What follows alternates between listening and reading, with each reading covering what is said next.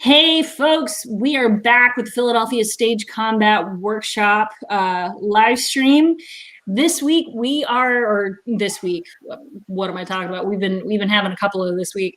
Wednesday we got a chance to chat with Kev McCurdy. Thursday we got a chance to chat with Brandy Liard. Today we are talking with one of our awesome locals, Alex Cordaro. Alex, freaking thank you for joining us. Thank you for jumping on this. Before we get into chat, discussion, questions, etc., I gotta do the thing. If you're tuning in after the fact and there happens to not be a question that you would like asked, shoot us an email at this email address. Let us know what you need.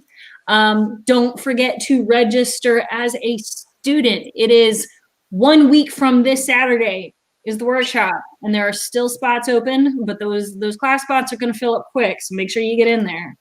And last but not least, I don't know if this hashtag's ever going to catch on, but I'm going to try anyway. I don't care. It's just so good. Tori actually came up with this one because since the social distance showdown started October, we're closing out October. We're kind of sandwiching October in this awesome stage combat sword sandwich. So, hey, why not? So, first off, how you doing, Alex? How you doing today? I'm doing great. Tired. Been a long day, but doing great. Yeah, like you were telling me before we went live, you had 3 classes at UR. So you are still in the thick of it. You are still doing the thing. Yeah. We've got 2 sections of Stage Combat 1 and 1 section of Stage Combat 3. We just started new units today because our midterm was this past Tuesday. So we started with broadsword, longsword, doing both old school SAFD style mixed with historical German longsword and Hollywood single sword for the Stage Combat 1 folks. Whew, nice. Yeah. So since you teach at U of Arts, and I know I teach at Arcadia, there's a lot of teachers, there's a lot of teachers at the college level that teach stage combat. Stage combat training is kind of important to actors kind of across the board. Yeah. Like, I know you and I know that. From your perspective, why do you think this is so important for just actors across the board? And how do you feel?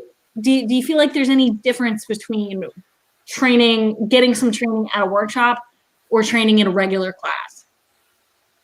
Yes and yes. So we'll start with the yes. I personally think certainly I have an affinity for stage combat and always have since I was a little kid. But it has been such an integral part of my actor training and movement journey. But at a very base level, every single play is conflict and resolution. And what we do is find a safe, repeatable way to physicalize that conflict and its resolution 8 times a week without hurting actors physically or emotionally. So I think it's very important for young actors to get this training under their belt, at the very least, unarmed and single sword, so they have a vocabulary and a language to use in scene work and scene study.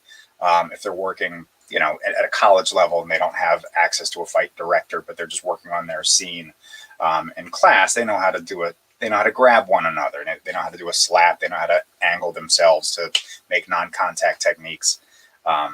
And it's not all new, and they don't have to make it up. They have a framework with which into work and be successful.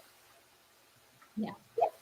So how would you characterize the difference between getting a chance to train in a regular class and then training at a regional workshop?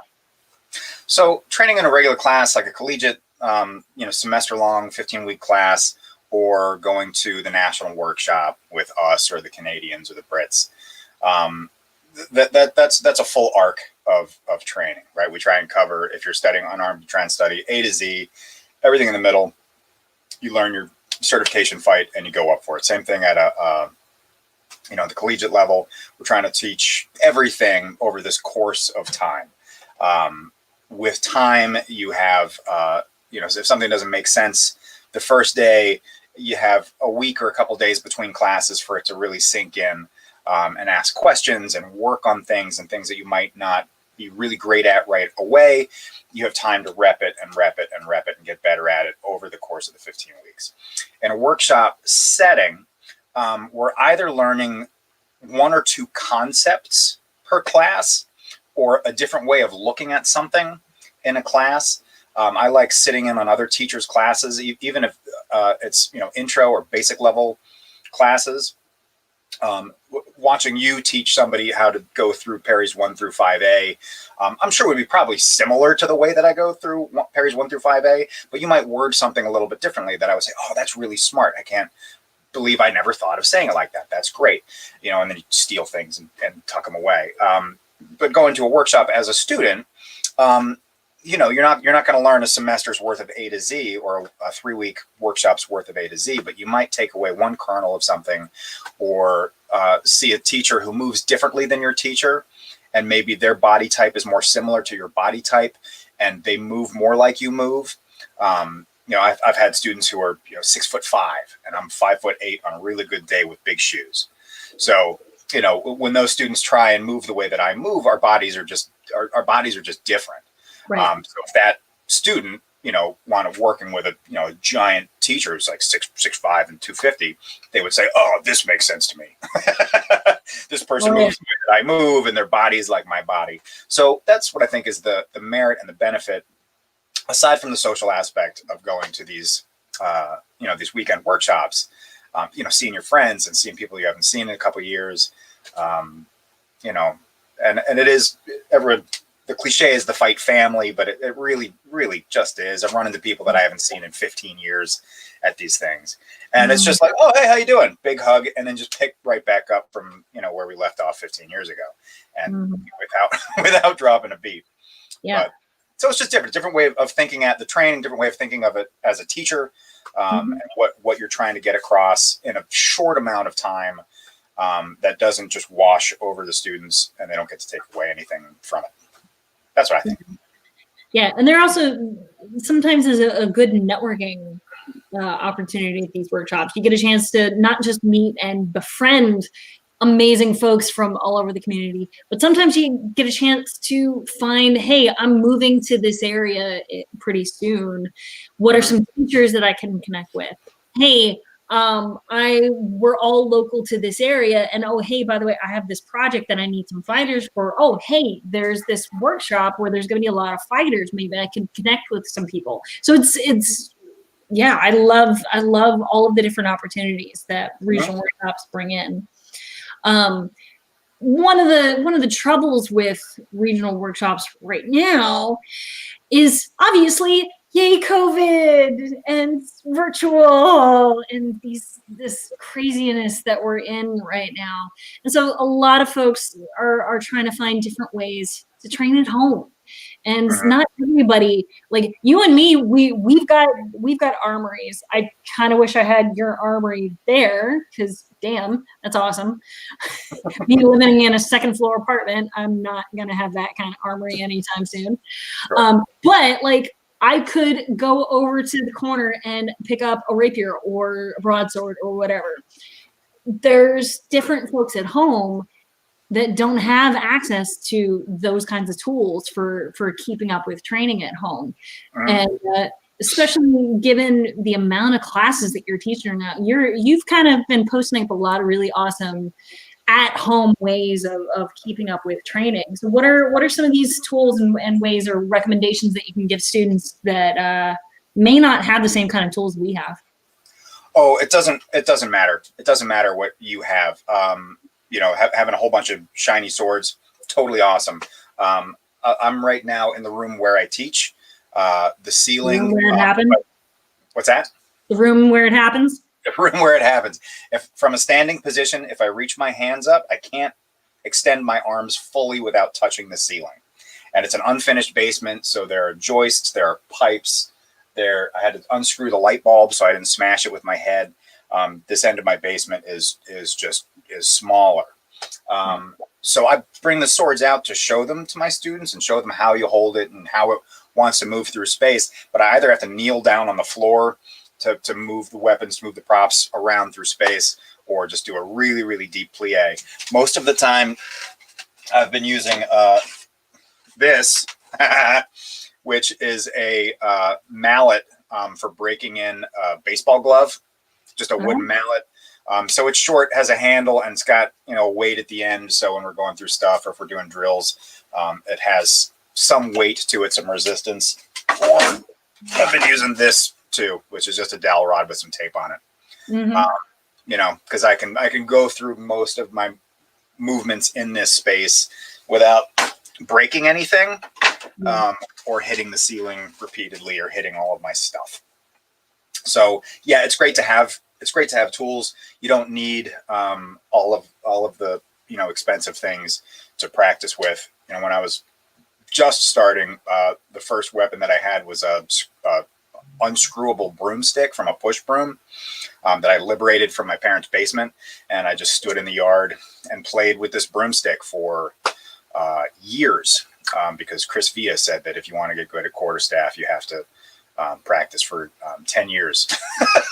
So I did. And just get yourself a stick and spin it around, or get a shorter stick and use that for a sword, or find something. If you don't have overhead clearance, get a smallish stick and then tape a roll of quarters to the end of it so it has weight to it. One of the other things I was using was this Hello Kitty T-ball bat. This is for like little kids. It's a tiny little bat, and then I put a weight on the end of it, a bat weight, and I was using it for a long sword to move stuff around through space, so that the prop has weight to it, and it has enough space to put two hands on a grip and actuate that, the levering action, the push and pull. So, there's no problems. There's just solutions. And, if you get overwhelmed with, well, I don't have a sword, so I can't train sword, then you won't get to train.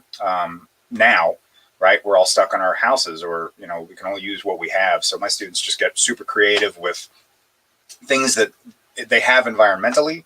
We talk about what properties we want those things to have, length, ideal length, but then some of them just can't because they have low ceilings or they have not a lot of space. I was telling you earlier, watching people, through the camera and saying, you need to extend further in your lunge. And they said, well, I'm going to poke a hole in the wall if I do that. So it's okay. But as long as and just take a couple steps backwards and see how much space you can get to, extend. So yeah, it's not ideal, but it's like doing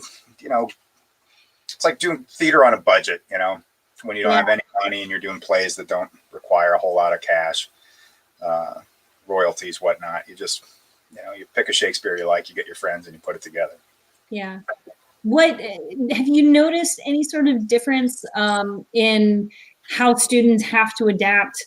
Because in an in-person class, we kind of have an easier way to visually see them right there. We can give them feedback. Oh, make sure you tweak your arm like this. We can actually kind of walk them through kinesthetically what certain moves should feel like. We kind of can't do that in a virtual setting. Is there any ways that you've found to kind of get over that hump of being able to express anything, or like things that have worked for you in a virtual setting? I tell you what, I am generally the way that I teach in non-COVID times. I'm a pretty tactile person. I like to demonstrate and then show, and then I'll go around and I'll place my hand on someone's shoulder to lower it, or I'll grab them by the wrist and extend them further, or I'll put a finger on each shoulder and rotate their chest to open their torso up.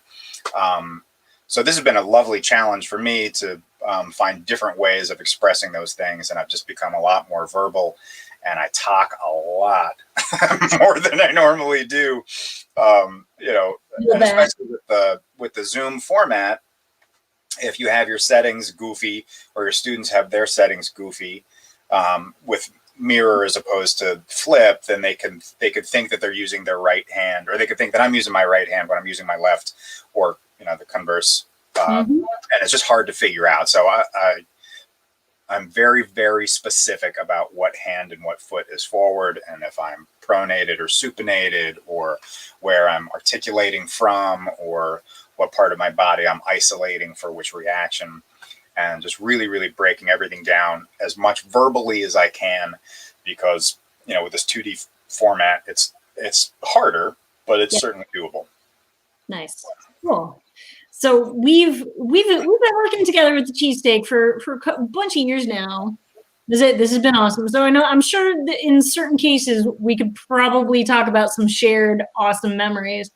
But there was a time where I wasn't a student, or I wasn't a staff member just yet. What are some fun memories that whether it's the cheesesteak, whether it's some other workshops you've gone to, what are some fun memories? At the cheesesteak, some of my fondest memories were observing other classes. I remember Brimmer taught a blood class once and just made a mess. There was blood everywhere. It was great. And luckily we had it right before lunch, so there were drop cloths and stuff down, but we got to clean everything up, and the students who volunteered were all covered in blood and gore. We got to clean them up before lunch. That was a hoot. Brimmer and Lewis together doing their Roman legionnaires was always a treat. That's always a good time. The two of them together, just in general, is always a recipe for a good time. The year that we blackened the sky with arrows, that was fun. That was we did the Battle of Thermopylae, and I rigged up all those streamers on sticks and covered the whole battleground with in darkness. That was fun. The battles. I'm sorry, I didn't hear you. And then we will eat our cheesesteaks in the shade. Yeah. The battles are always great fun. I also really like the oh gosh, what was it? The Lord of the Rings one, with the non-human class, and all the people were trolls and moving all crazy all over the floor, and different ways to use weapons. That was great fun. Yeah, I remember Colin Buckingham was there that year, and seeing him moving like a troll and how high he jumped on the first hit, because I think he was at the front end of the orc horde that was coming towards everybody. He just kind of got on all fours, got a running start, and jumped for that first punch in that melee. I'll never forget that. That was so cool. Yeah, there was some really great physicalization in that battle, and I did feel bad with the reps because we had that staged in the courtyard with the concrete floor. Yeah. So the folks were like, "I want to do this series of shoulder rolls on the ground," and they looked fantastic. But after about 9 reps, it was like, "Ooh, that might not have been the best pick." But all in good fun. I've always loved the amount of get-togethers that we have at the cheesesteak. From the staff, pre-dinner that we always had at Chuck Conwell's house. That was always just lovely. Getting outside of the city and the coolness of the suburbs in his beautiful old home. The dinner and party afterwards with all the students and staff on the Saturday night, and then the closeout staff party at Ian's house. Or I was going to say, or at Ian's house in his old house. Or Johnny's house a really long time ago. Okay. But yeah, just lots of fun. And then, workshops all over the place over the years, lots and lots of fun and lots of stories, but I don't really know that I want them to be recorded and placed on the internet. You can ask me privately about some of those. Do not blame you. Do not blame you. Yeah.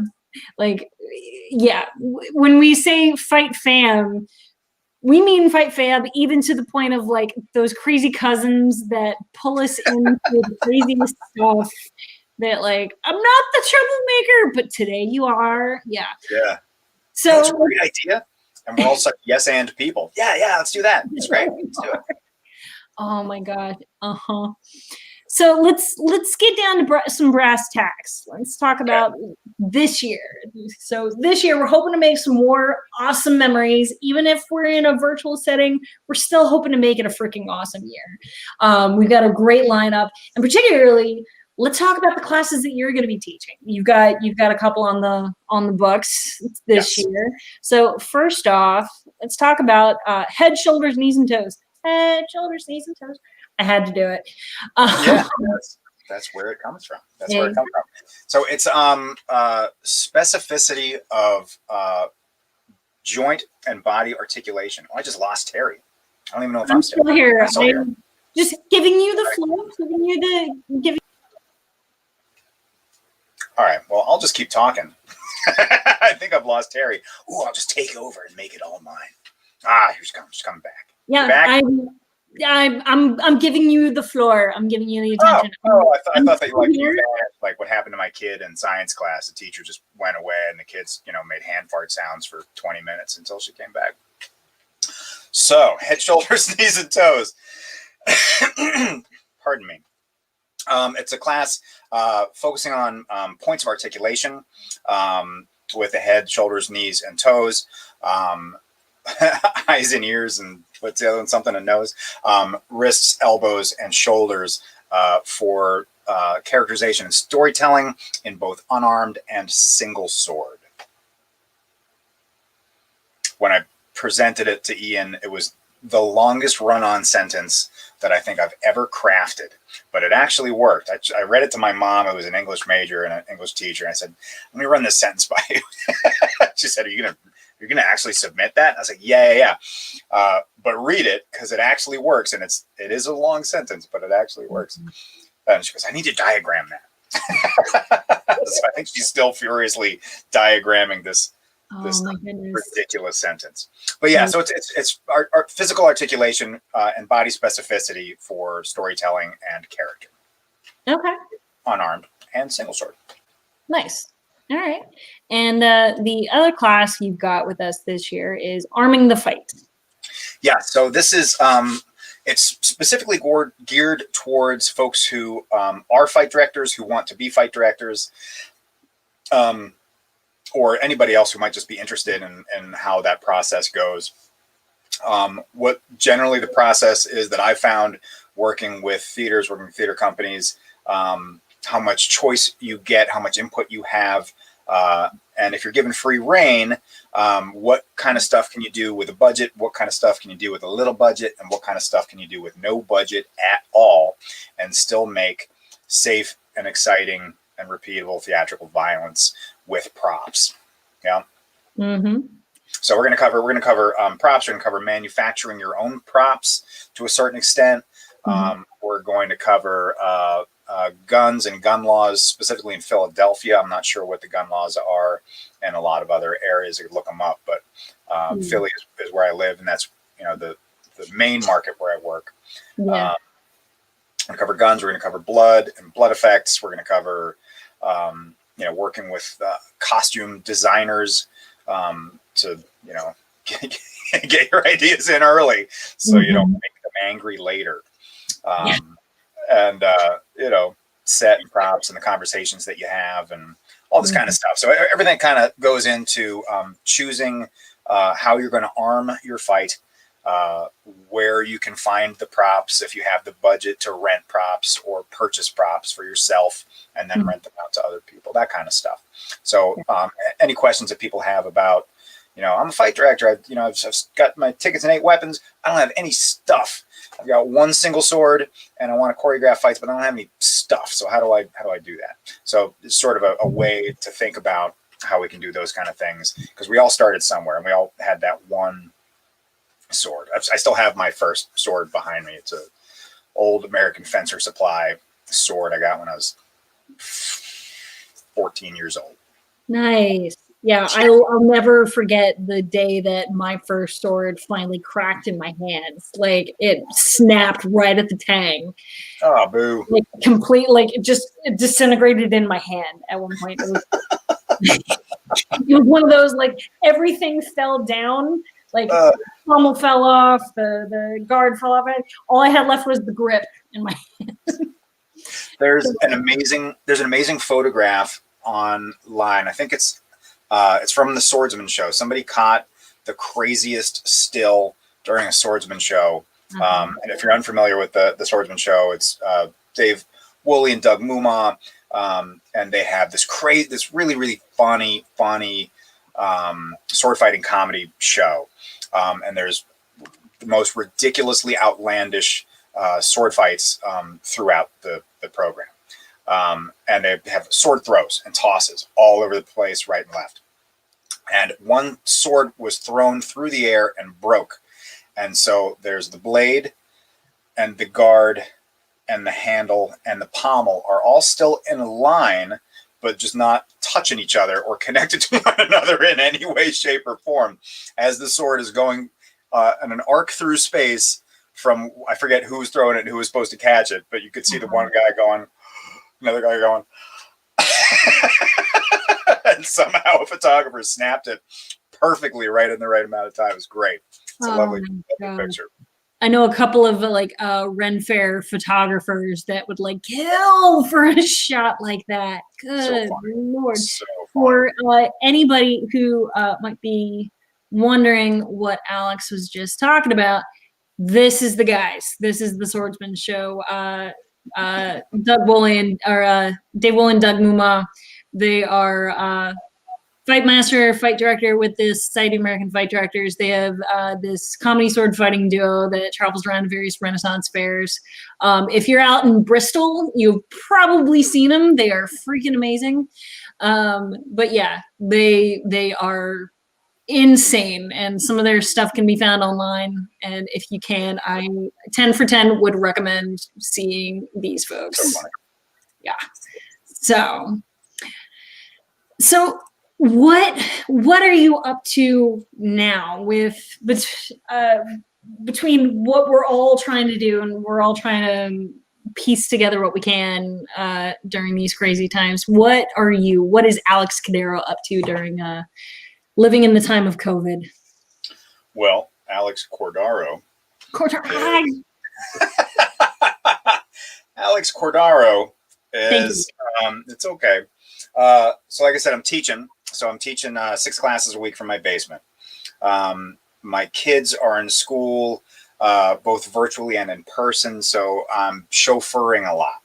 My oldest son has decided to join the varsity football team at his new high school.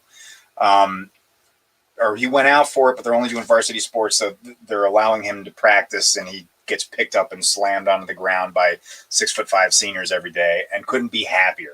And then he goes to baseball. So there's a lot of driving around of kids to sports. Tomorrow I'm chaperoning a paintball extravaganza with a bunch of 14-year-olds, which I think means that I'm going to put on a mask and, shoot at my kid and all of his friends for a couple hours. That should be fun. I just fight directed a production of Hamlet via Zoom, which was very interesting. It was for Seton Hill University in Greensburg, Pennsylvania. And it was a really, really interesting challenge. I'd never, done fight direction via Zoom for performers who were performing via Zoom as a part of this Zoom production. So it was really, really cool. And, none of us really knew what it was going to be. And it wound up actually being pretty interesting. And the suspension of disbelief is there anyway. If anyone's watching show, that you know what you're in for. You've signed up for if you're watching, a play of people who are sitting at a desk reading into, looking at the lens on their camera. But these people, these 2 young women, both did great with the fight. And that was a bunch of fun. Working on this, I started studying bullwhip with Sean McGarry. Yeah, and that's super fun. And I'm having a blast with that. That's something that that you can certainly do. It's outside. We're not around anybody. You've got 12 feet of space all the way around you. Because you need to. And it's great exercise. It's full body. It's touch sensitivity, and he's just a really, really, really fantastic teacher. So if you have a plug for him, I'd throw that up there because he's great. Yeah, I was actually going to put, let me see if I can find it. He's actually doing a workshop, a 90-minute workshop this weekend through Arte Violenta, if I can spell it right. Let me see if I can pull up that Facebook announcement.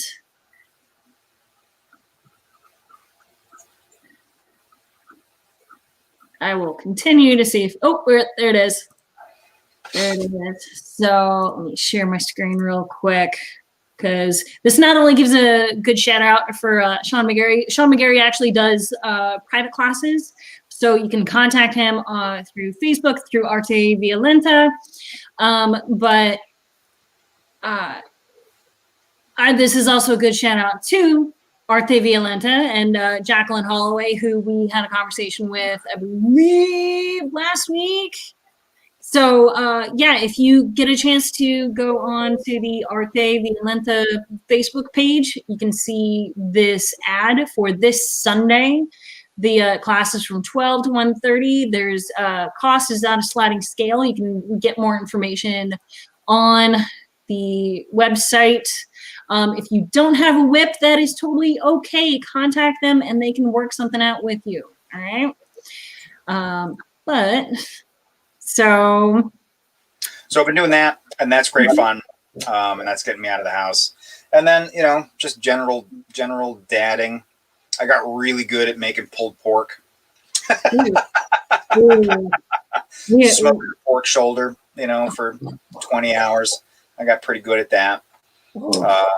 Just other stuff that you do when you're, stuck in your house for 9 months or 6 months or 10 years or however long it's been. I can't really remember.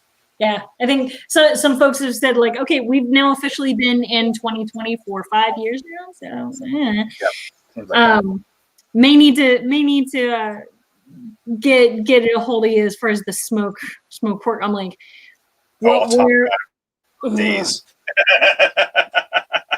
where a lot of folks have learned how to bake bread during quarantine, Alex is smoking pork shoulder. Yes. Yeah. Love it. And then do you have any other information as far as the Hamlet production that you worked on? Because that sounds really awesome. I think it's only this coming up week, and it might only be tonight and tomorrow, and they're doing one act per night. I don't have the links on me right now. No worries. So I don't think I can grab them. But it's only tonight, tomorrow. That they played it for like 2 weeks, and now it's done. But it was a lot of fun. They did a great job. Okay, that's freaking awesome. So just wanted to show this real quick. Janine is tuning in. Janine says hi, sends her love. Bread. She heard my comment about people like baking bread during quarantine. Apparently on TikTok, bread talk is a thing. Yeah, I'll admit I've been one of the ones who has gotten sucked into TikTok. It is addicting, fair warning, but I'll admit there's some interesting fight possibilities in there because of the way the split screen is, and you can duet and respond to different things. Yeah, like different communities on the app, or like bread talk, witch talk. Unfortunately, there's also Democrat talk and Republican talk, and that's a whole nother set of stuff. But yeah, that's basically what that is. Janine, what? Yes, Janine, we should talk about TikTok fight stuff, because I found out Janine is on TikTok as well, and yeah, something needs to happen with that. We'll talk, Janine. All right. Janine and I were talking about snow tires earlier. Nice. Earlier today. Okay. Because I still have my air conditioner on at night, and and she was talking about heater blocks on your car engine so your car doesn't freeze into an ice cube. Oh, jeez.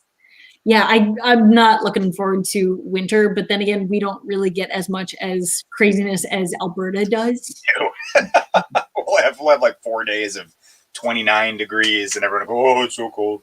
Need the bread and milk. It's not that bad here. No. Though, do you remember like wow, I apparently can word well today. Do you remember the blizzards of like 94, 96? Some of the crazy, like. Yes, I moved to Philly in 93, 92, 93 for college. And my freshman year of college, the first semester, we were off 2 days a week from, I think, the beginning of November through the end of the semester. At least 2 days a week. It snowed every other day. The city would shut down. Then there was snow. It wasn't like now where you get like a half inch of snow and the city shuts down. There was like 2 feet of snow, and then that melted, and then that all became a sheet of ice, and the sidewalks and streets were covered in ice, and you couldn't go anywhere. And oh man, that was a lot of fun. And I grew up in Pittsburgh with a lot of snow. Back when there was an ozone layer. But I still have occasion to go up to my mother-in-law's house in New Hampshire, up in the woods. So driving up there at least once a year, there's some, trucks flipped on their sides, cars upside down on fire, that we drive through, moose on the side of the road shivering. So, but, yeah, I love it. I love winter. I love it. So we got one last comment from Janine before she headed back to writing her essays. As far as winter goes, come here and see yourselves, Patty 2023. Man, one of these days. One of these days. I'm saying we should do like a group trip up there. Philly. I want to bring my whole family. I was telling my wife, I was like, well, there's this big stage conference. She's like, we'll all go. Because they want to go and hang out and ski and hit the resort and do all that kind of fun stuff. Do classes and take classes and all that kind of jazz. But doing both would be fantastic. That would be the best of both worlds. Spend the day fighting and then go skiing for a couple of days. Mm-hmm. So I think as far as what I got on my end, unless folks, if you're still watching us, I think we're kind of not got anyone watching at this point. So unless you can think of anything that you want to chat about or like kind of bring up in regards to getting people to the workshop, I think this is pretty much it for today. So folks, philascw 2020, let's get that going. Let's get this going as well. Tell us what you're excited about, why you're excited about the cheesesteak. If you tuned in a little late to the workshop or to this live stream and might have missed a question that we didn't ask or you want the answer to, shoot us an email down here. If you want to register as a student, get on it. Get on it, people. We got so many good things going on. So, Alex, once again, thank you so much for jumping on this. I know you got a busy day, and thank you for taking time out of your day to chat with us for a bit. Oh, absolutely.